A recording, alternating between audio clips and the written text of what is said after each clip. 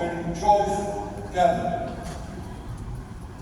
The joy that, along with my brothers from different parts of the world, we have been experiencing among you for the last few days as we set out on this year of celebration of the first 100 years of Carmelite presence in Indonesia.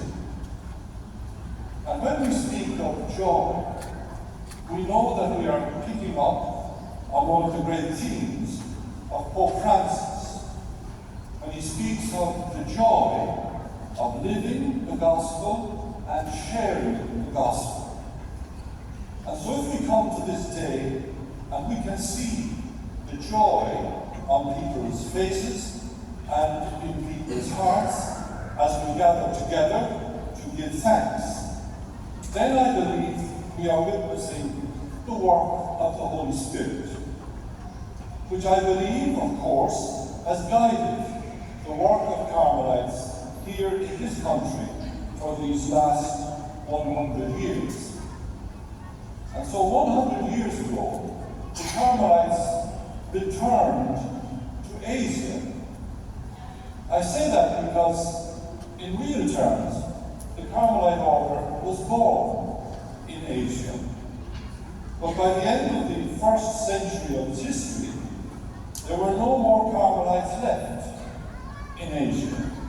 They all had to leave. And so 100 years ago, the Carmelites come back, and Indonesia becomes the first place for their return. And now we rejoice in the presence of Carmelite communities in Indonesia, in the Philippines, in Vietnam, in India, in Papua New Guinea. And just as Romo Hu suggested to you, there is something natural about Carmelites being in Asia, and all the more so being in Indonesia.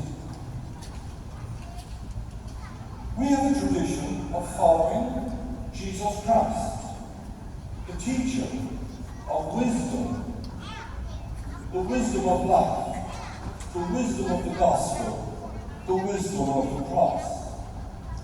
And we have a way of talking about Mary,